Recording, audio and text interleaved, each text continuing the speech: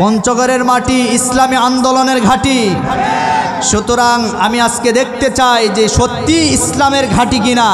যদি ইসলামের ঘাঁটি হয়ে থাকে এমন আওয়াজ দিতে হবে, এই আওয়াজগুলি শোনার পরে বাতিলপন্থীদের অন্তরের ভিতরে যেন কম্পন সৃষ্টি হয়ে যায়। এই আওয়াজ শোনার পরে ইসলাম বিরোধী রামবাব নাস্তিক বেঈমানেরা যেন ভয়ে পালাতে বাধ্য হয়ে যায়। এরকম আওয়াজ দেওয়ার দরকার আছে না নাই? সম্মানিত ভাইয়ের আমার, তার কারণ মুসলমান দুনিয়ার কোনো মানুষকে ভয় পায় না, মুসলমান দুনিয়ার কোনো নেতাকে ভয় পায় না, মুসলমান দুনিয়ার কোনো নেত্রীকে ভয় পায় না, মুসলমান ভয় করে আল্লাহকে। সুতরাং মুসলমানদের সামনে যত বাধা বিপত্তি আসুক না কেন, সমস্ত বাধাকে উপেক্ষা করে মুসলমান সামনে এগিয়ে যাবে। দুনিয়ার কোনো বাতিল শক্তি মুসলমানদেরকে আটকানোর সাহস পাবে না।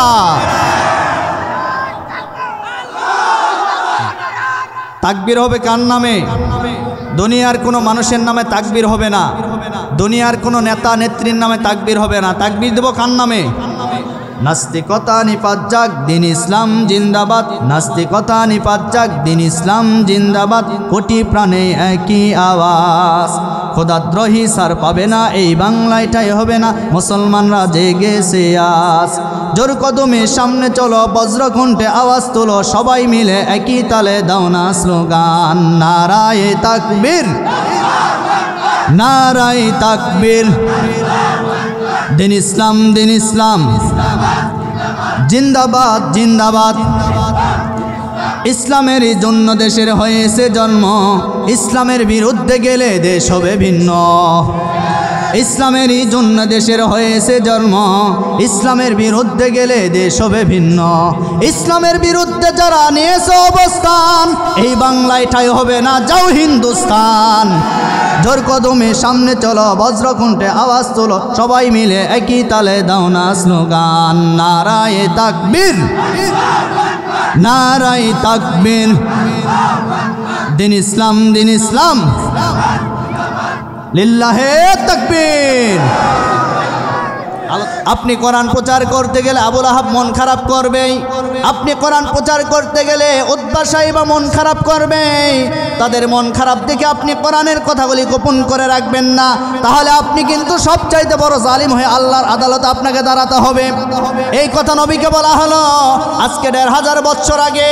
আমার মনে হয় এই আয়াতটা আল্লাহ আমাকে জানায় দিল। আইয়ুব আলী আনসারী পঞ্চগড়ের মাটিতে দুনিয়ার স্বার্থ পাওয়ার জন্য, দুনিয়ার পদবি পাওয়ার জন্য কোরআনের কথা গোপন করা চলবে না, বরং স্পষ্ট ভাষায় কোরআনের হক কথা বলতে হবে। সে সময় কোরআনের কথা বলতে গিয়ে আবু জাহেল মন খারাপ করেছে, সে সময় কোরআনের কথা বলতে গিয়ে আবুল আহাব মন খারাপ করেছে। আজও বাংলার জমিনে কোরআন থেকে কথা বলতে গেলে ওই আবুল আহাব আবু জাহেলের উত্তরসূরিরা মন খারাপ করবে। তার মানে মূসা নবীর ঘটনা বলতে গেলে ফেরাউনের ঘটনাও চলে আসবে। এরপরে ইব্রাহিম নবীর ঘটনা বলতে গেলে নমরুদের ঘটনা চলে আসবে। আদম নবীর কথা বলতে গেলে ইবলিসের কথা চলে আসবে। সুতরাং আজকে আপনি মূসার ঘটনা শুনবেন, ফেরাউনের ঘটনা শুনবেন না, তা তো হতে পারে না। আজকে আপনি ইব্রাহিমের কথা শুনবেন, নমরুদের কথা শুনবেন না, তা তো হতে পারে না। আজকে আপনি আদমের কথা শুনবেন, শয়তানের কথা শুনবেন না, তা তো হতে পারে না। বরং যেখানেই মূসা সেখানেই ফেরাউন, যেখানে ইব্রাহিম সেখানেই নমরুদ, যেখানে আদম সেখানেই শয়তান। আজও বাংলার জমিনে দেখবেন মূসা নবীর উত্তরসূরিদের কথা বলতে গেলে ফেরাউনের উত্তরসূরিদের কথা আসবেই। কথা বলেন না কেন?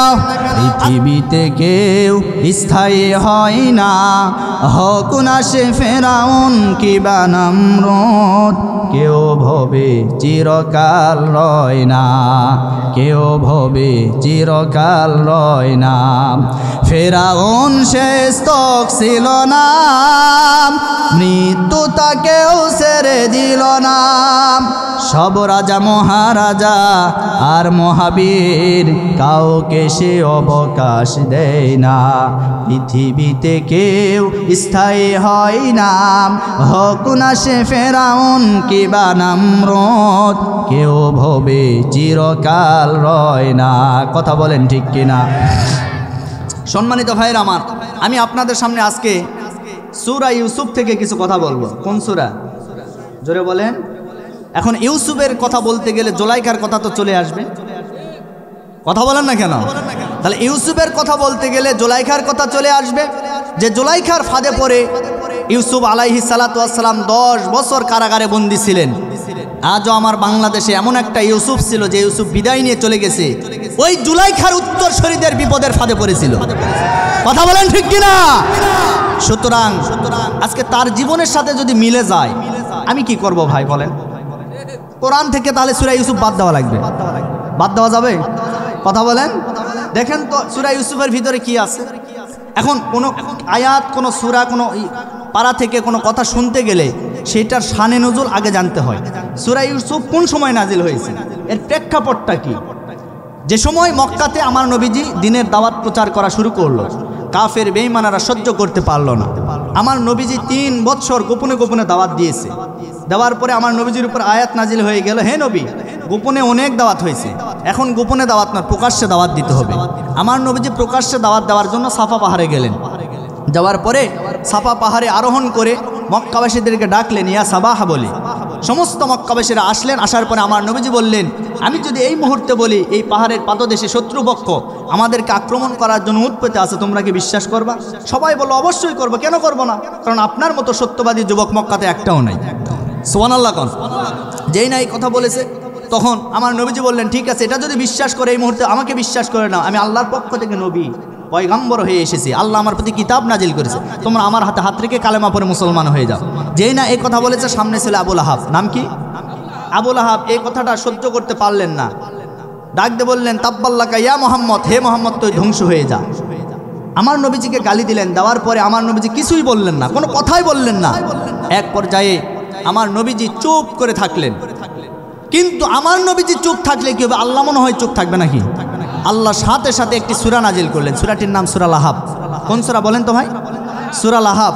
আমার নবীজিকে গালি দিলে নবীজি চুপ থাকলেও নবীর রুহানি উম্মতেরা চুপ থাকবে না।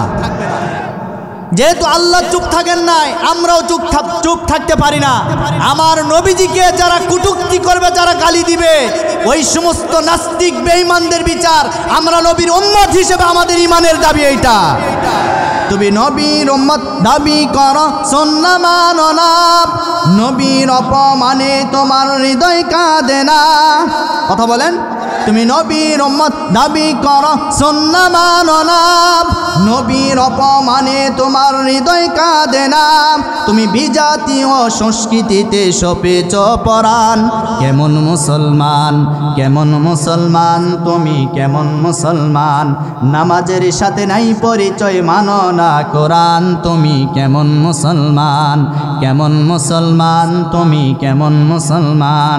তুমি রমজান এলে রাখো না রোজা, দিনকে করো আঘাত, পয়সা করির নাই তো অভাব, দাও না তো যাকাত।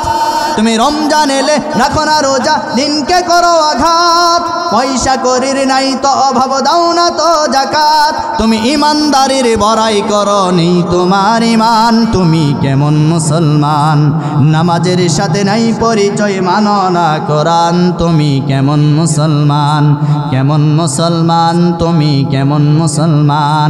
তুমি সুদের টাকায় বসত করো, ঘুষ ছাড়ো না, দিন দক্ষিণা খেয়ে মরে খবর রাখো না। আমার ভাইরা, আপনাদের এলাকায় সুদখোর আছে না নাই?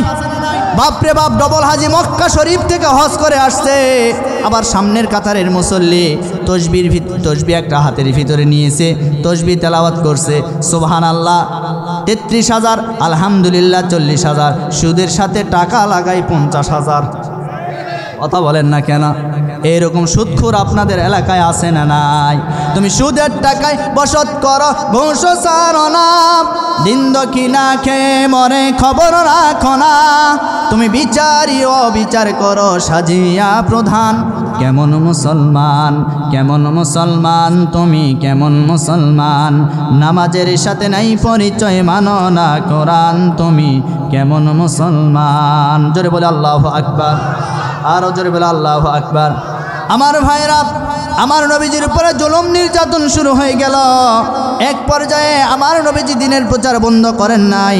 নবীজি এইবার মক্কার জমিনে প্রকাশ্যে দিনের দাওয়াত দেওয়া শুরু করলো। কাফের বেঈমানেরা হাজারো ষড়যন্ত্র শুরু করে দিয়েছিল আমার নবীজির দাওয়াতকে বন্ধ করার জন্য।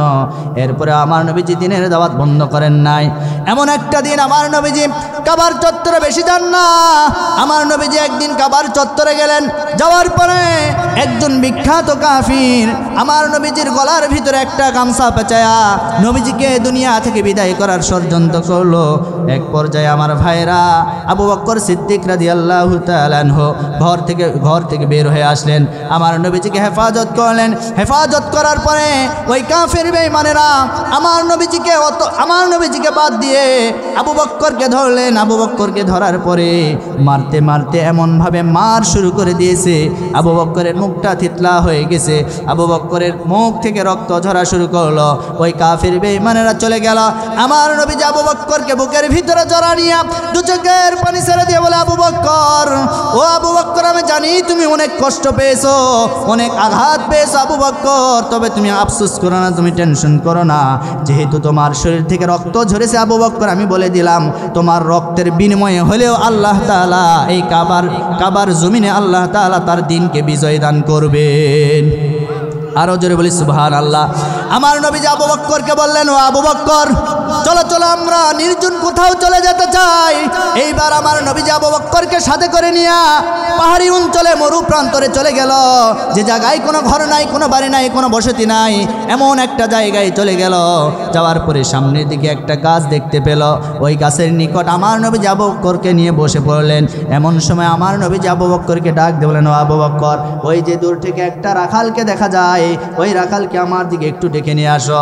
এইবার আবু বকর রাখালকে আমার নবীজির কাছে ডেকে নিয়ে আসলো। নিয়ে আসার পরে নবীজি ডাকতে বলো, ও রাখাল, ওই যে উট, ভেড়া, দুম্বা, বকরি, ছাগলের পাল দেখা যায়, ওই পালের মালিক কি তুমি? এইবার ওই রাখাল ডাকতে বলো, না না না, ওই পালের মালিক আমি না, আমি সামান্য একটা কর্মচারী। যে না এই কথা বলেছে আমার নবীজি ডাকতে বলেন, তাহলে ঠিক আছে, আমি তোমার কাছে একটা দাবি জানাই। সেই দাবিটা হলো তুমি এই মুহূর্তে আমাকে একটা ছাগি দিবা, যেই ছাগির কাছ থেকে আমি একটু দুধটা দহন করতে চাই, ওই দুধটা দহন করে আমাদের তৃষ্ণাটা একটু নিবারণ করতে চাই। যেই না এই কথা বলেছে ওই রাখাল ডাক দিয়ে বলেন, ওগো পথিক, আপনাদেরকে আমি চিনি না, তবে প্রথমেই বলেছি ওইটার মালিক আমি না, আমার মালিককে না বলে আমি কোনো ছাগি আপনাদেরকে দিতে পারবো না। যেই না এই কথা বলেছে আমার নবীজি ডাক দিয়ে বলেন, ও রাখাল, আমি বুঝতে পেরেছি, তবে আমি তোমার কাছে এমন একটা ছাগি চাই, যেই ছাগি এখনো পরিপূর্ণ হয় নাই, যেই ছাগির পেট থেকে এখনো বাচ্চা প্রসব হয় নাই, যেই ছাগি এখনো গর্ভবতী হয় নাই, যেই ছাগির ওলান থেকে এখনো দুধ পড়ে নাই, এমন একটা ছাগি আমি তোমার কাছে চাই। এইবার রাখাল ডাক দিয়ে বলল, গো পথিক, আমি মনে করেছিলাম আপনারা ভালো মানুষ, কিন্তু আপনার কথা শুনে এই মুহূর্তে মনে হলো আপনার মতো বড় পাগল এখন আমি আর দুনিয়াতে দেখতে পাচ্ছি না। আমার ভাইরা, আমার নবীজি এই কথা বললেন। আচ্ছা, আপনাদের কাছে আমার প্রশ্ন হলো, আমার নবীজি ওই ছাগি থেকে দুধটা দহন করতে পারবে কি পারবে না? সবাই বলেন, পারবে কি পারবে না?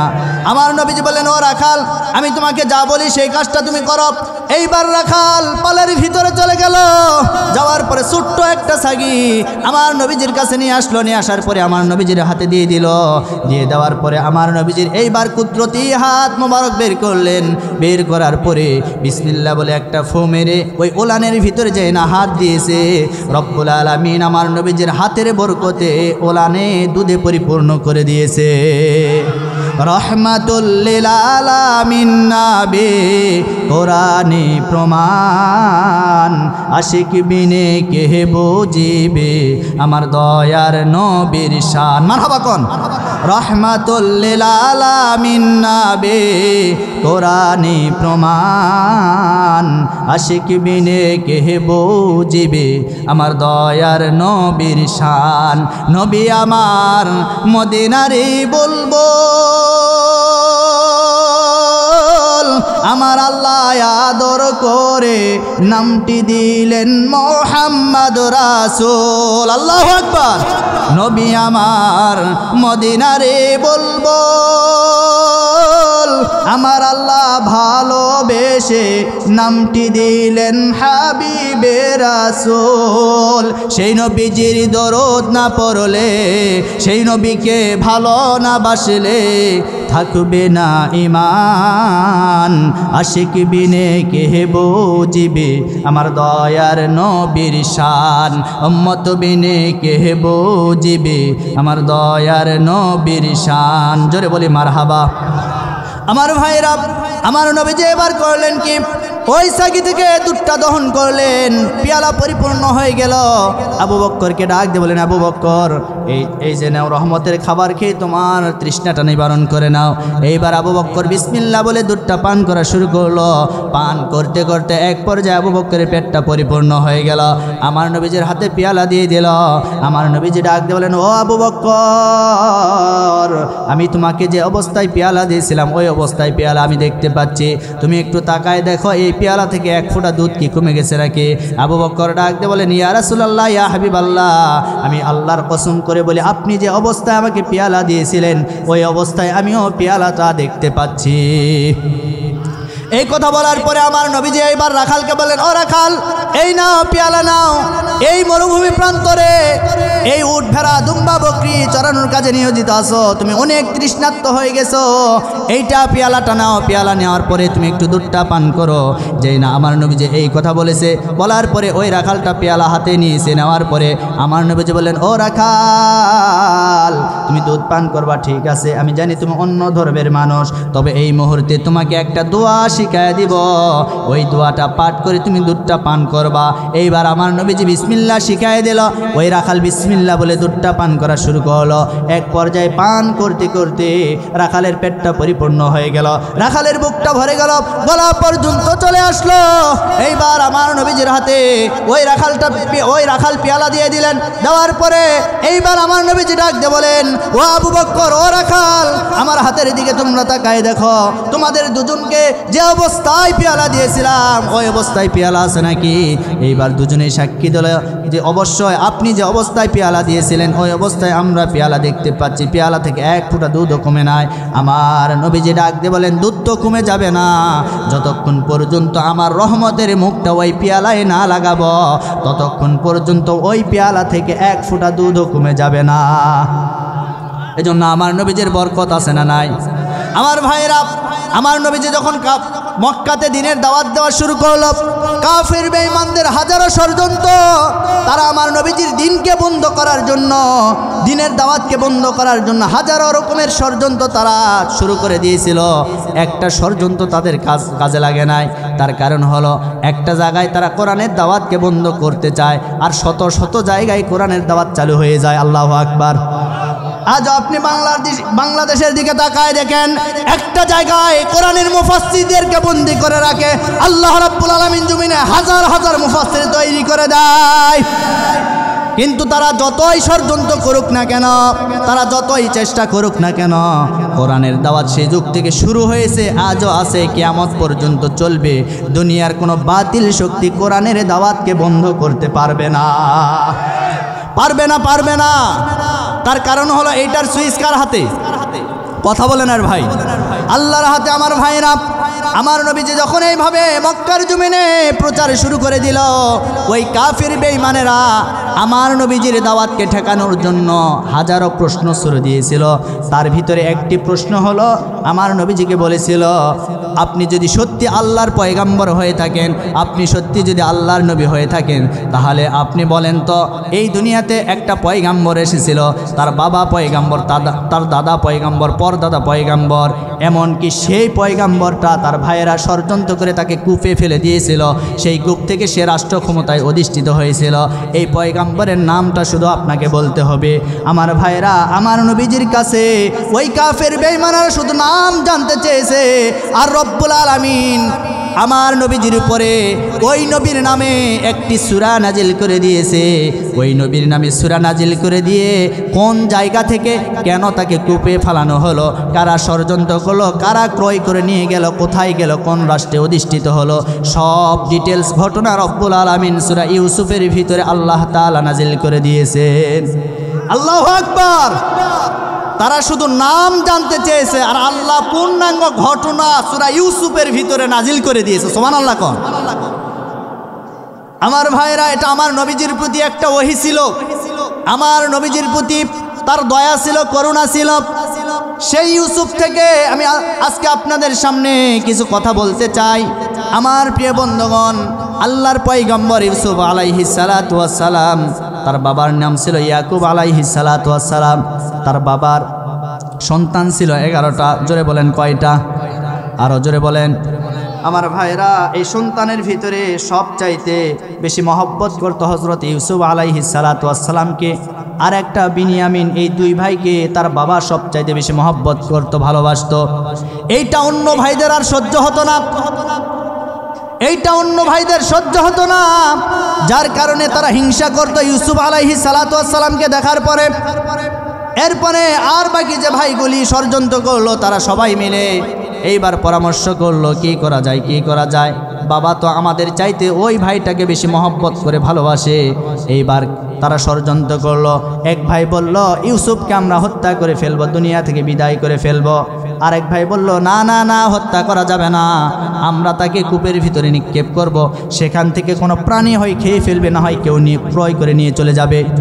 এই পরামর্শ করার পরে এইবার তারা বাবার কাছে চলে গেল।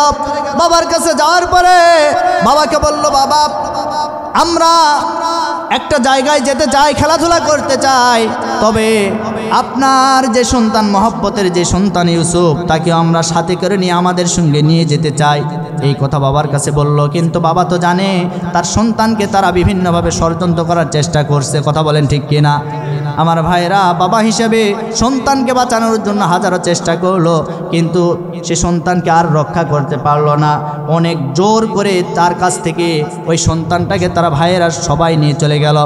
নিয়ে যাওয়ার পরে নির্জন একটা জায়গা, ওই জায়গাতে যাওয়ার পরে ইউসুফ আলাইহিস সালাতু ওয়াস সালামকে তারা করলো কি, একেবারে মারধর শুরু করলো। মারতে মারতে এক পর্যায়ে একটা ভাই করলো কি, তাকে ধরে একটা কূপের ভিতরে ফেলে দিল।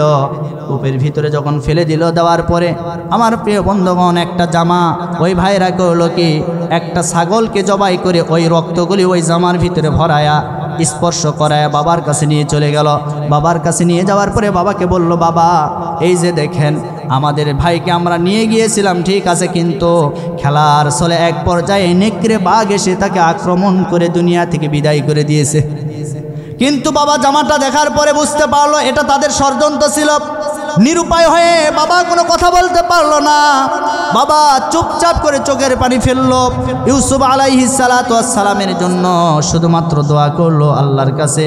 আমার ভাইরা, আমার প্রিয় বন্ধুগণ, এবার ইউসুফ আলাইহিস সালাতু ওয়াস সালামকে যখন কূপের ভিতরে তারা ফেলে দিল, এক পর্যায়ে তাকে রেখে যখন তারা বাড়িতে চলে গেল, এই কূপের পাশ দিয়ে সিরিয়া থেকে মিশরগামী একটা কাফেলা যাচ্ছিল।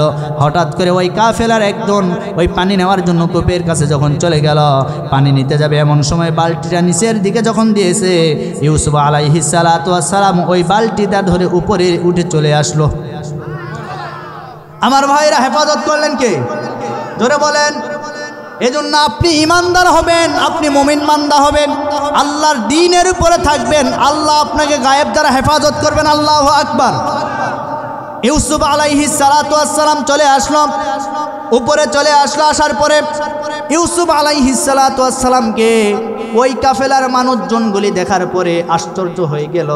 আহারে, পৃথিবীতে এত সুন্দর কোনো মানুষ হয় নাকি? এই পৃথিবীতে দুইজন মানুষ সবচাইতে বেশি সুন্দর ছিল। এক নম্বরে আমার আপনার নবী, বিশ্ব নবী মুহাম্মাদুর রাসূলুল্লাহ সাল্লাল্লাহু আলাইহি ওয়াসাল্লাম কত সুন্দর ছিল। এবার শুনেন, আমাদের মা উম্মুল মুমিনিন আয়েশা সিদ্দিকা রাদিয়াল্লাহু তাআলা আনহা থেকে একটি বর্ণিত হাদিস, তিনি বর্ণনা করতেছিল, আমি একদিন মাগরিবের নামাজের পরে আমার ঘরের ভিতরে আমি খাতা সেলাই করতেছিলাম। এমন সময় হাত থেকে আমার সুইটা পড়ে গেল মাটিতে, কিন্তু অন্ধকারের ভিতরে আমি সুইটা খুঁজে পাচ্ছিলাম না। কিছুক্ষণ পরে আমি দেখতে পেলাম নবীজি নামাজ আদায় করার পরে আমার ঘরে তাশরিফ আনলেন। আমার ঘরে যেই না তাশরিফ আনলেন, সাথে সাথে আমার নবীজির চেহারার এত নূর ছিল, এত আলো ছিল, ওই আলোয় আমার পুরা ঘরটা আলোকিত হয়ে গেল। আমার হারানো সুইটাও আমি সাথে সাথে খুঁজে পেলাম। এত সুন্দর ছিল। আর দুই নম্বরে হযরত ইউসুফ আলাইহিস সালাতু ওয়াস সালাম সবচাইতে বেশি সুন্দর ছিল। সুবহানাল্লাহ কোন। এই বাচ্চাটাকে দেখার পরে তারা মায়ায় পড়ে গেল, মহব্বতে পড়ে গেল।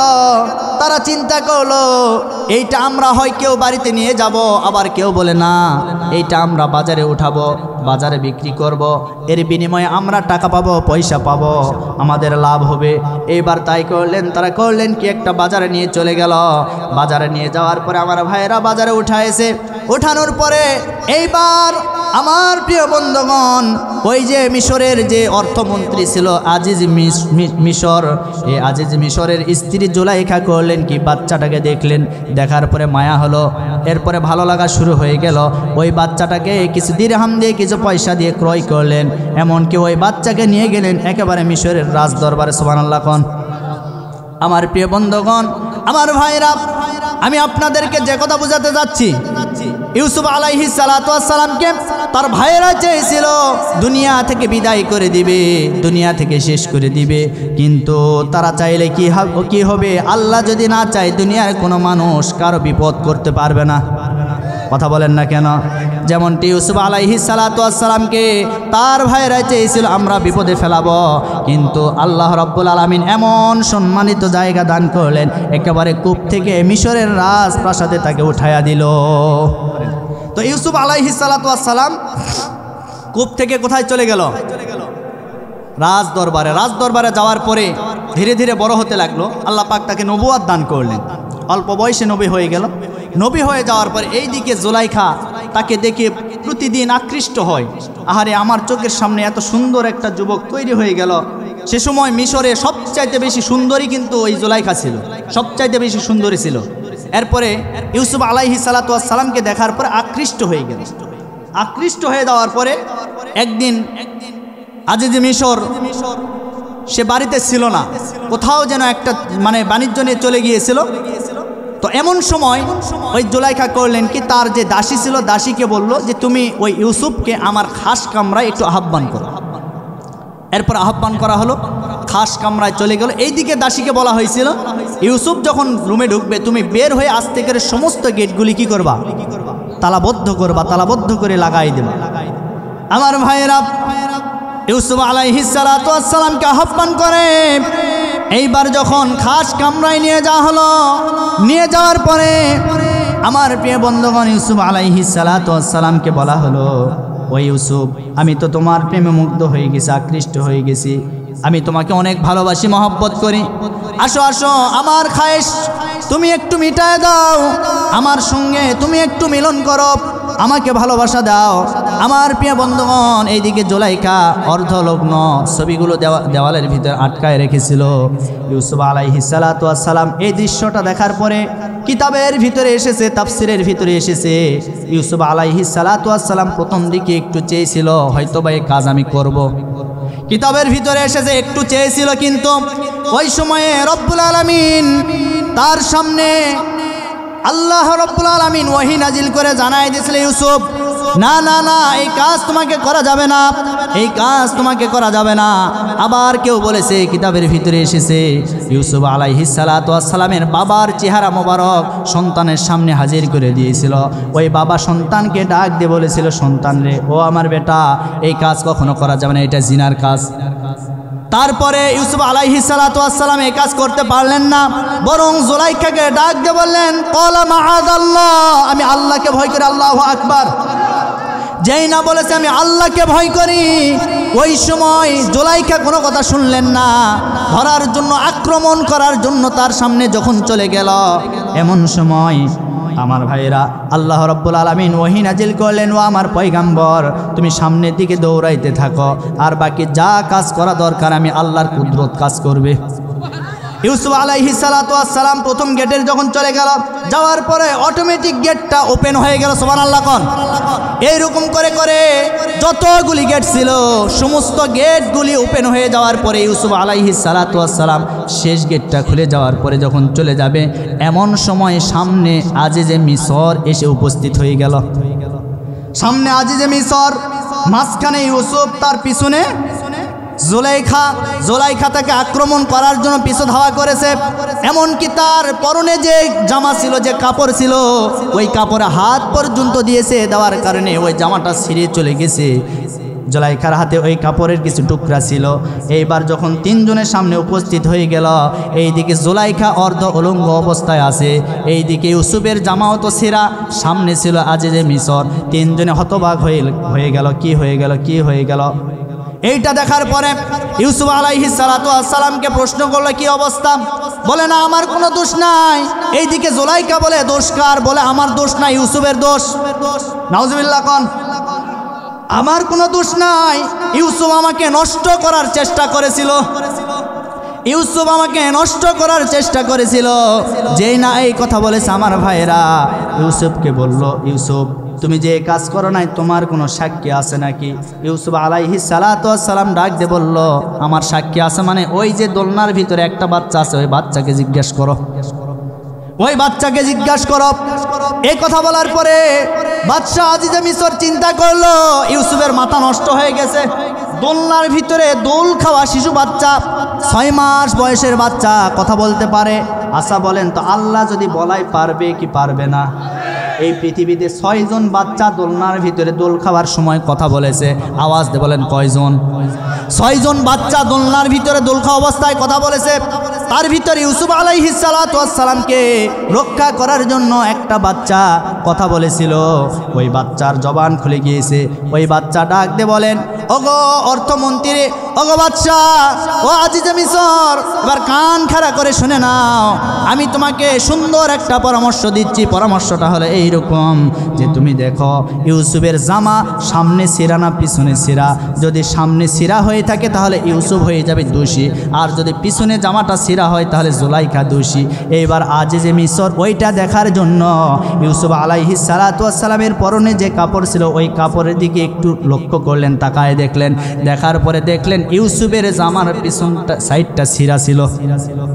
তখন আজিজে মিসর বলল, কিরে খবর কি? জুলাইখাকে বলল, সমস্ত দুষ্ট তোর, তুই তো হলো অপরাধী, দাজ্জাল একজন মহিলা।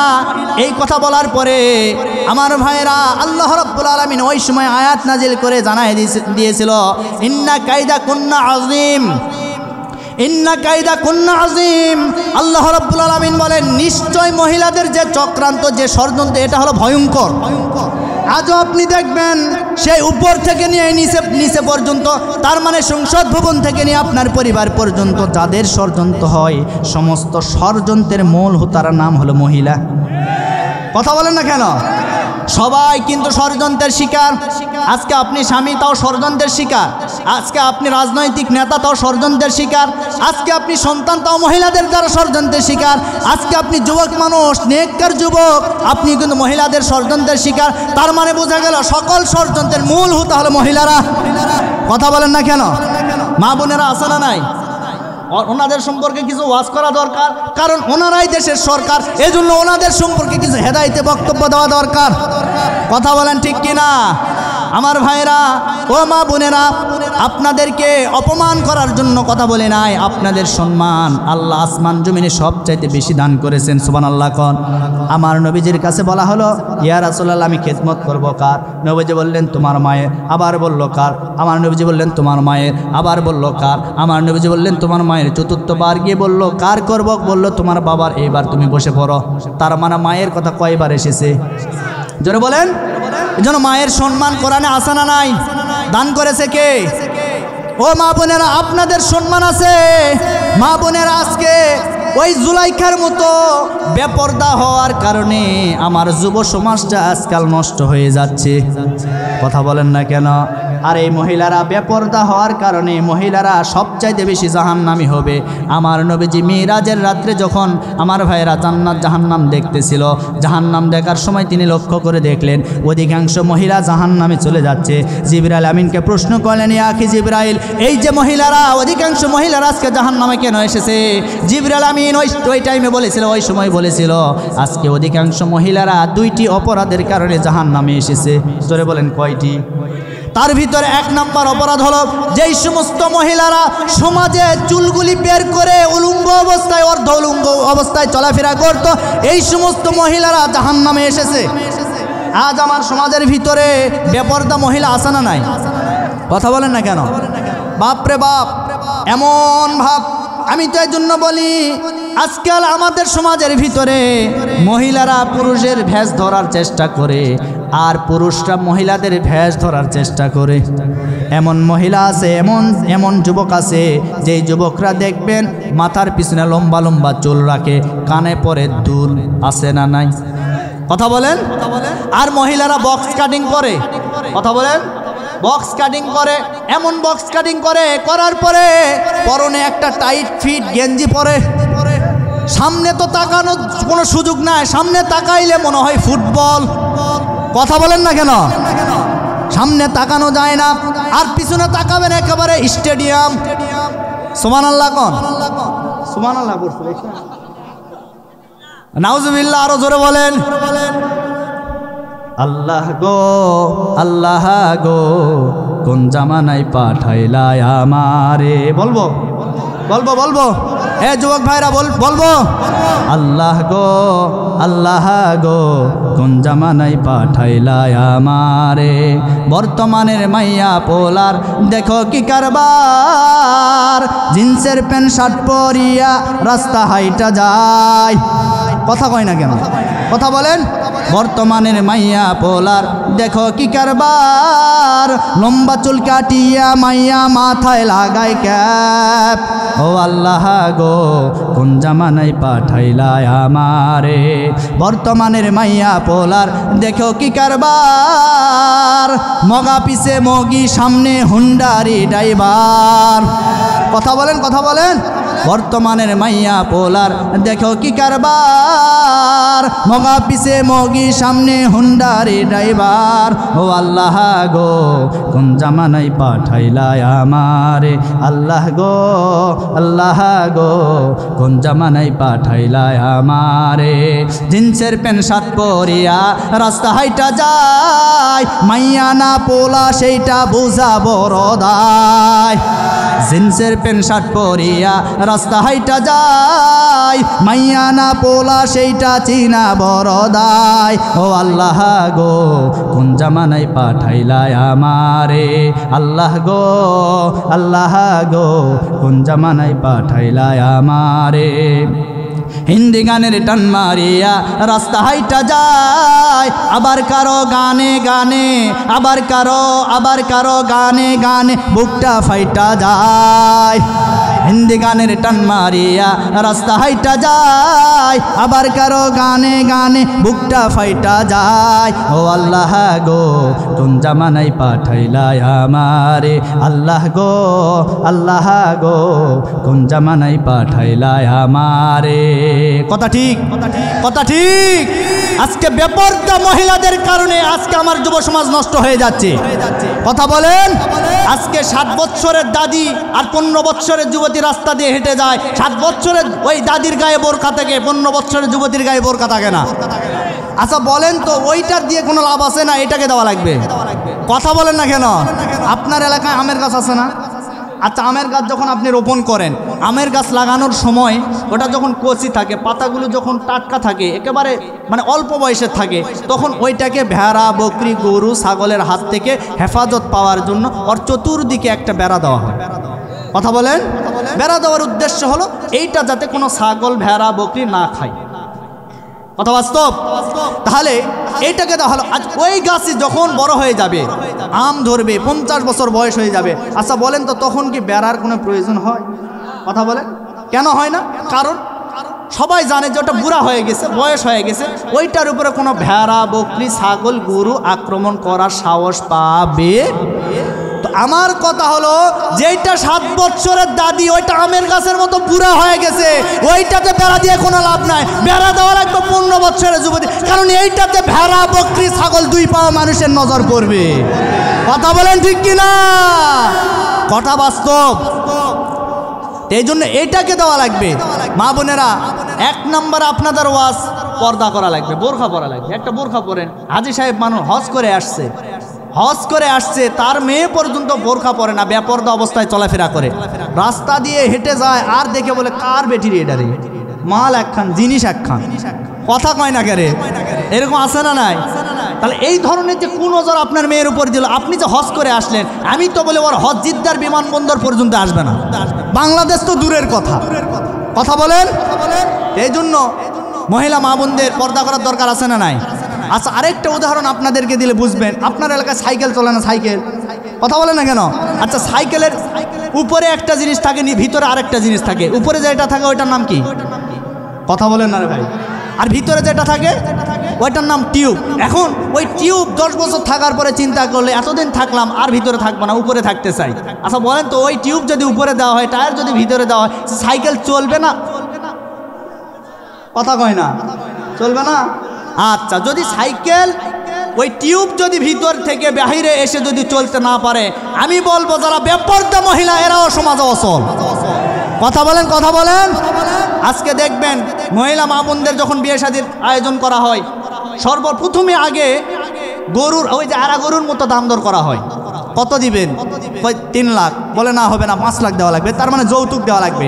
আমি বলবো যে সমস্ত মহিলা মা বোনেরা পর্দা করে, এদেরকে যৌতুক দেওয়া লাগে না, বরং মোহরানা দিয়ে এদেরকে বিবাহ করে।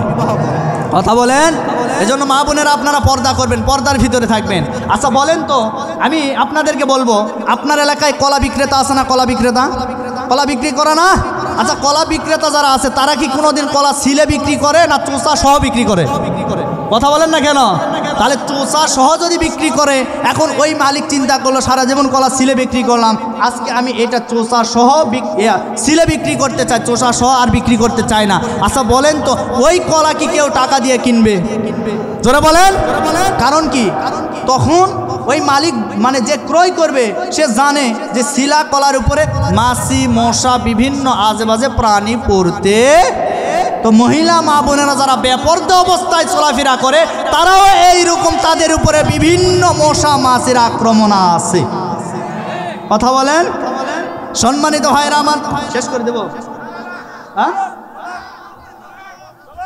চলবে চলবে। কি কোনো সমস্যা আছে? হ্যাঁ, বাজুক সমস্যা কি? উঠাইছেন তো 11:30টা, কি সারা রাত হবে আজকে? কি কোন আপনারা? চলবে চলবে, সারা রাত হবে আজকে। কিসের 12টা, কিসের 1টা? কথা বলেন ঠিক কিনা? চলবে আজকে। আজকে আসছে, আর হয়তো দাওয়াত করবে না, কোনো অসুবিধা নাই। 1 জেলা বন্ধ, 1000 জেলা খোলা আছে, তারপরে কিছু কথা বলে যায়। কি বলেন পঞ্চগড়ের মুসলমান? চলবে চলবে। কারা কারা শেষ পর্যন্ত থাকবে? হাত তুলে দেখান দেখি, লিল্লাহে থাকবে। কিসের 12টা, কিসের 1টা? কথা বলেন। তাহলে বলতেছিলাম, মহিলারা 1 নম্বরে জাহান্নামে যাবে। কি কারণে? কথা বলেন। 2 নম্বরে কারণ হলো স্বামীকে আনুগত্য না করা। আজ আমার সমাজে বর্তমান অধিকাংশ পরিবারগুলোতে স্বামীকে অবহেলা করে মা বোনেরা। স্বামীকে ডোন্ট কেয়ার, কিছু মনে করে না। স্বামী যে একটা মানুষ এটা কিছু মনে করে না। এমনকি অনেক স্বামী বইয়ের হাতে মার পর্যন্ত খায়। এখানে কারা কারা আছেন? হাত তুলেন তো দেখি। দেখছে অনেকে খাইছে, কিন্তু ভয়ে হাত তুলছে না। কথা বলেন ঠিক কিনা? মার পর্যন্ত খায়। এত নির্যাতন, এত অত্যাচার সইতেও পারে না, বলতেও পারে না। কার কাছে বলবে মনের দুঃখ? নীরবে কান্না করে এই সমস্ত পুরুষরা।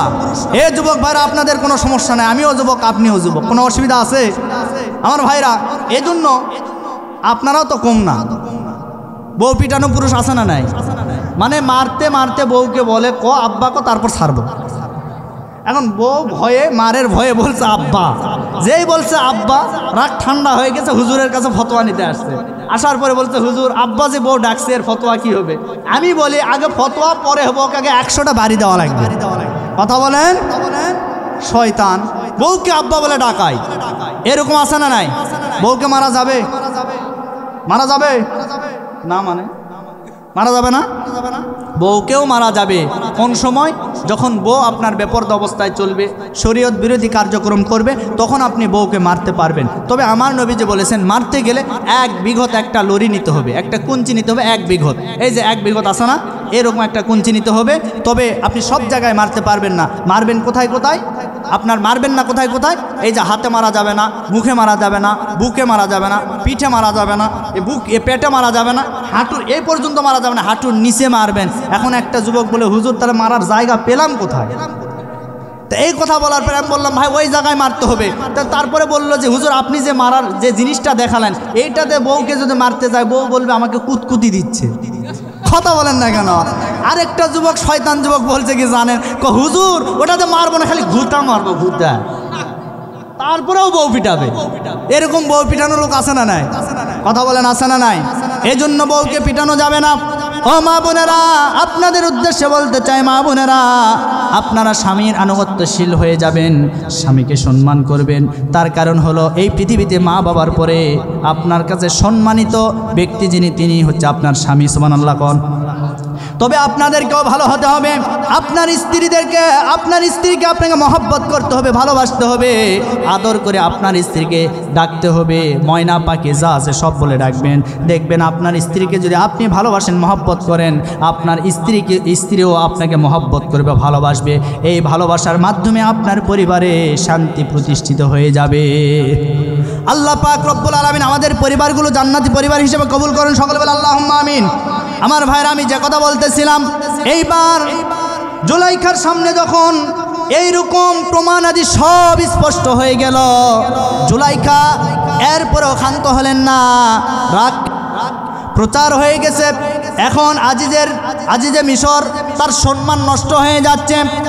এই কথাটা যখন প্রচার হয়ে গেল, এলাকার যেই সমস্ত মহিলারা, যেই সমস্ত নারীরা আছে তারা পর্যন্ত তিরস্কার করা শুরু করলো। এক পর্যায়ে তাদেরকে জবাব দেওয়ার জন্য জুলাইখা একটা দিনে এবার তার আয়োজন করলো। মহিলাদেরকে দাওয়াত দিল, দাওয়াত দিয়ে রাজদরবারে নিয়ে আসলো। নিয়ে আসার পরে এইবার বলল, আমি যে ইউসুফের প্রেমে এমনি পড়ে নাই, তার চেহারা এত সুন্দর, তার চেহারা দেখে আমি প্রেমে পড়ে গেছি, আমি থাকতে পারি নাই। তোমরা যদি বিশ্বাস না করো তাহলে ওই ইউসুফকে তোমাদেরকে দেখাতে চাই। এই দেখানোর উদ্দেশ্যে এইবার ওই মহিলাদের সামনে একটা আপেল দিল, আর একটা ছুরি তাদের হাতে দিয়ে দিল। এই ছুরি আর আপেলটা তারা নেওয়ার পরে এইবার ইউসুফ আলাইহিস সালাতু ওয়াস সালামকে ওই মহিলাদের সামনে যখন উপস্থিত করার পরে এই মহিলারা ইউসুফ আলাইহিস সালাতু ওয়াস সালামকে দেখার পরে এই দিকে আপেল কাটতে গিয়ে নিজের আঙ্গুল কোন সময় কেটে ফেলেছে তারা একটুও টের পায় নাই। আমার ভাইরা, এই দৃশ্যটা দেখার পরে সবাই হতবিম্ব হয়ে গেল, সবাই মহিলারা পালিয়ে চলে গেল। যাওয়ার পরে এই কথাটা যখন প্রচার হয়ে গেল, এইবার জুলাইখা জোর করে বলল, যেহেতু কথা প্রচার হয়ে গেছে, আমি ইউসুফকে হয় আমার খায়েশ মিটাতে হবে, না হলে তাকে আমি কারাগারে বন্দি করব। ইউসুফ আলাইহিস সালাতু ওয়াস সালাম তখন বলেছিল, ওই কারাগার আমার জন্য ভালো, তারপরে ওই জুলাইখার প্রেমে আমি থাকতে পারবো না, জুলাইখার কাছে থাকতে পারবো না।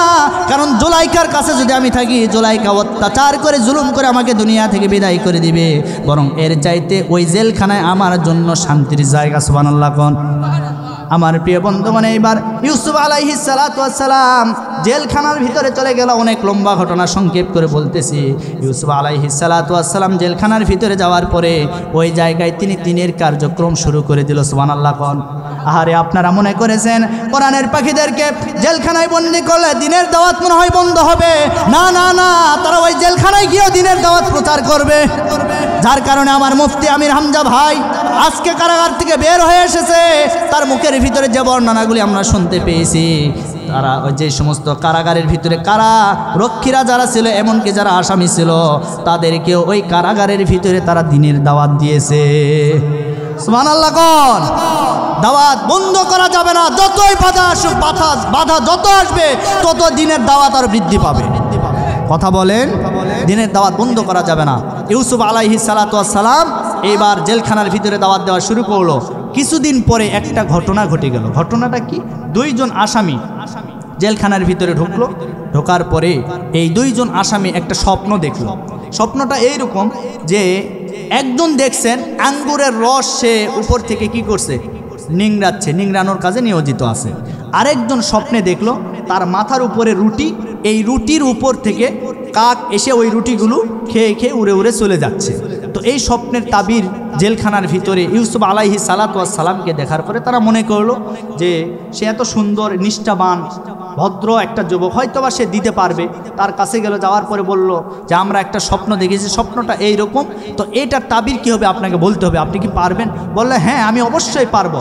আগামীকাল যখন তোমাদেরকে খাদ্য দিবে, এই খাদ্য দেওয়ার পূর্ব মুহূর্তে আমি এর জবাবটা তোমাদেরকে দিয়ে দেবো। তবে তোমাদেরকে একটা কথা আমি বলবো, সেটি হলো তোমরা আল্লাহর প্রতি ঈমান আনতে হবে, আল্লাহর প্রতি বিশ্বাস করতে হবে, দ্বীনের প্রতি ঈমান আনতে হবে। এই ঈমান যদি আনতে পারো তাহলে স্বপ্নের তাবির আমি তোমাদেরকে বলবো। তারা বলল অবশ্যই, আপনি যদি বলতে পারেন আমরা আল্লাহর প্রতি ঈমান আনব। সুবহানাল্লাহ কর। এইবার ইউসুফ আলাইহিস সালাতু ওয়াস সালাম পরের দিন হয়ে গেল, স্বপ্নের ব্যাখ্যা ইউসুফ আলাইহিস সালাতু ওয়াস সালাম দিয়ে দিলেন। স্বপ্নের ব্যাখ্যাটা হলো এইরকম, দুজনকে ডাকলেন, ডাকার পরে বললেন যে আমি স্বপ্নের ব্যাখ্যা দিতে চাই, এইরকম শোনো। এবার আমি কারোর নাম এখানে মেনশন করব না, উদ্দেশ্য করব না, আমি শুধু এতটুকুন বলবো যে একজন জেলখানা থেকে বের হয়ে যাবে, বের হয়ে যাওয়ার পরে রাজ দরবারে বাদশার শরাব পানকারী হিসাবে, শরাব অর্থাৎ বহনকারী হিসাবে সে চাকরি পাবে। আরেকজন জেলখানা থেকে বের হবে না, বরং ফাঁসির কাস্টে তাকে ঝুলিয়ে তাকে মারা হবে, তাকে বিদায় করে দেওয়া হবে। এইভাবে স্বপ্নের ব্যাখ্যা যখন দিয়ে দিল, দেওয়ার পরে কিছুদিন পরে সত্যই সেটা হয়ে গেল। একজন যুবক বের হয়ে চলে গেল, বাদশার শরাব পানকারী, শরাব দানকারী হিসাবে তাকে চাকরি দেওয়া হলো, নিযুক্ত করা হলো। আর একজন যুবককে দুনিয়া থেকে বিদায় করে দেওয়া হলো।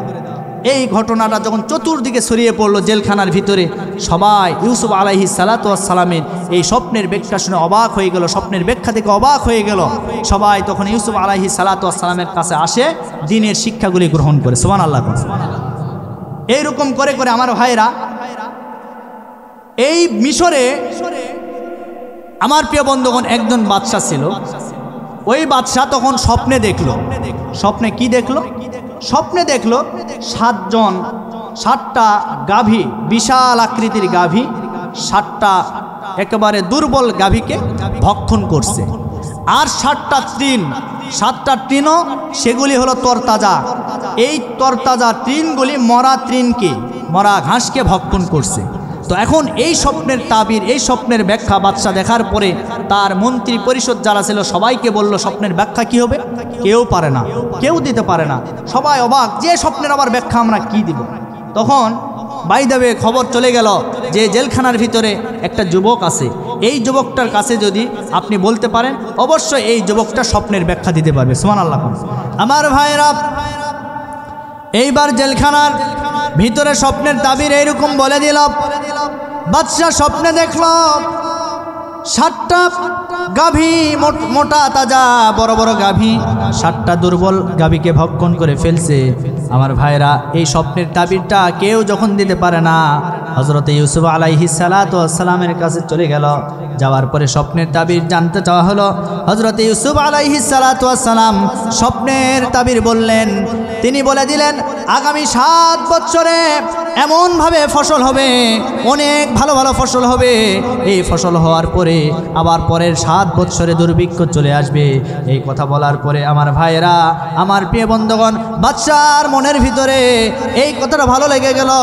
এইবার হযরত ইউসুফ আলাইহিস সালাতু ওয়াস সালামকে ওই জেলখানার ভিতর থেকে বের করার চেষ্টা করলেন। এইবার বাদশা যখন এই অফার দিলেন, সংক্ষেপ করে বলতেছি, হযরত ইউসুফ আলাইহিস সালাতু ওয়াস সালাম জেলখানার ভিতরে নিয়ত করলেন আর বললেন, না না না, আমি জেলখানার ভিতর থেকে এমনি এমনি বের হতে চাই না। তার কারণ হলো আমি মিথ্যা অপবাদ নিয়ে জেলখানার ভিতরে ঢুকেছি। তার কারণ হলো আমার নামে মিথ্যা মামলা দেওয়া হয়েছে, ধর্ষণের মামলা। জোরে বলেন কিসের মামলা? ধর্ষণের মামলা দেওয়া হয়েছে। আমি ধর্ষণের মামলা নিয়ে এই জেলখানা থেকে বের হতে চাই না, বরং আমাকে নির্দোষ যদি আপনারা প্রমাণ করতে পারেন এই জেলখানা থেকে আমি বের হয়ে যাব। এইবার বাদশা তাই করলেন।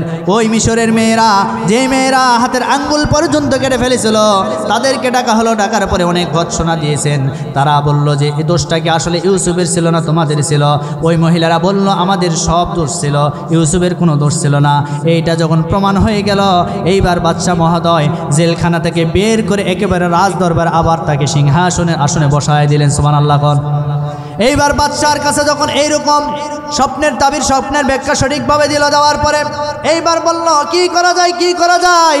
ইউসুফ আলাইহিস সালাতু ওয়াস সালাম বললেন, কি করবেন মানে আমাকে খাদ্যমন্ত্রীর যে দায়িত্ব আছে ওই দায়িত্বটা আপনি দিয়ে দেন। দেখেন আমি কিভাবে কাজ করা লাগে, আমি সব কাজ কিন্তু সঠিকভাবে করব। খাদ্যমন্ত্রীর দায়িত্ব দেওয়া হলো। খাদ্যমন্ত্রীর দায়িত্ব পাওয়ার পরে এইবার ওই রাজ্যের ভিতরে ঠিকই 7 বছর ফসল ভালো হয়েছে, পরের 7 বছরে দুর্ভিক্ষ শুরু হয়ে গেছে। এলাকার ভিতরে মানুষগুলি না খেয়ে মানুষগুলি মারা যায়। এক পর্যায়ে যেই খাদ্যগুলি জমা করে রাখা হয়েছিল রাজদরবারের ভিতরে, ওই খাদ্যগুলি জনগণদেরকে বিলিয়ে দেওয়া শুরু করলেন। এক পর্যায়ে তার যে ভাইয়েরা ষড়যন্ত্র করে কূপে ফেলে দিয়েছিল, ওই ভাইয়েরা ওই খাদ্য নেওয়ার জন্য সেই কানান থেকে মিশরে চলে আসলো। আসার পরে ইউসুফ আলাইহিস সালাতু ওয়াস সালামের সামনে যখন উপস্থিত হয়ে গেল, ইউসুফ আলাইহিস সালাতু ওয়াস সালাম তাদেরকে চিনতে পেরেছে, কিন্তু ভাইয়েরা ইউসুফ নবীকে দেখার পরে চিনতে পারে নাই। চেনার পরে তিনি করলেন কি, খাদ্যগুলি দিয়ে দিলেন, এমনকি তাদের জন্য প্রশংসা করলেন, ভালো কিছু করলেন, আপ্যায়ন করলেন, আদর যত্ন করলেন। করার পরে তারা বিনিময়ে যে টাকা পয়সাগুলি দিয়েছিল, ওই টাকা পয়সাগুলি তাদের ব্যাগের ভিতরে গোপনে দেওয়া হয়েছে। এইবার খাদ্যগুলি নিয়ে যাবে, এমন সময় তাদেরকে বলা হলো, তোমরা যে কোথায় থেকে এসেছো আমি জানি না। তারা বলল, আমরা কেনান থেকে এসেছি। তোমরা কেনান থেকে এসেছো, ঠিক আছে, তোমরা যে কেনান থেকে এসেছো ঠিক আছে, আগামীকাল তোমরা তো আবার আসবা। বলে, হ্যাঁ আবার আমরা আসবো, তবে তোমাদের কয় ভাই আমি একটু জানতে চাই। বলল, আমাদের 11 ভাই। 11 ভাই, তার মানে এই জায়গায় যে তোমরা এসেছো, আরেক ভাই তোমাদের কোথায়? বলল, আমাদের ওই ভাইকে আমরা বাড়িতে রেখে এসেছি, তার নাম হলো বিনিয়ামিন। বিনিয়ামিনকে তারা বাড়িতে রেখে এসেছে। এইবার ইউসুফ আলাইহিস সালাতু ওয়াস সালাম বললেন, তোমাদের ওই ভাইকে না নিয়ে আসা পর্যন্ত আগামীকাল আসলে কিন্তু আমি কোনো খাদ্য দেব না, সুতরাং ওই ভাইকে আমার কাছে নিয়ে আসা লাগবে। ইউসুফ আলাইহিস সালাতু ওয়াস সালাম এই কথা বলার পরে ওই ভাইরা জবাব দিল, আমাদের বাবা ওই ভাইকে তো আমাদের সাথে একা একা ছাড়তে চায় না। এইবার অনেক কথা বলার পরে ভাইরা এবার বাবার কাছে চলে গেল। যাওয়ার পরে অনেক লম্বা ঘটনা সংক্ষেপ করে বলতেছি। সর্বশেষ বিনিয়ামিনকে সাথে করে নিয়ে আসলো। নিয়ে আসার পরে তাদেরকে খাদ্য দিল। খাদ্য দেওয়ার পরে বিনিয়ামিনকে কৌশল করে তার রাজদরবারে আবার রেখে দিল। সুবহানাল্লাহ কোন। আমার প্রিয় বন্ধুগণ, বিনিয়ামিনকে রাজদরবারে রেখে দিল। দেওয়ার পরে অনেক লম্বা ঘটনা। সর্বশেষ এই যে ভাইরা ষড়যন্ত্র করেছিল, এই ভাইরা ইউসুফ আলাইহিস সালাতু ওয়াস সালামকে চিনতে পারে নাই, কিন্তু ইউসুফ আলাইহিস সালাতু ওয়াস সালাম সমস্ত পরিচয় তাদের কাছে দিয়ে দিল। দেওয়ার পরে ভাইয়ের সামনে তারা অনুতপ্ত হয়ে গেল। অনুতপ্ত হয়ে যাওয়ার পরে ইউসুফ আলাইহিস সালাতু ওয়াস সালাম বললেন, আজ তোমাদের প্রতি আমার কোনো অভিযোগ নাই, লা তাসরিবা আলাইকুমুল ইয়াউম, তোমাদের প্রতি আজ আমার কোনো অভিযোগ নাই, আমি আল্লাহর ওয়াস্তে আজকে তোমাদেরকে আমি মাফ করে দিলাম।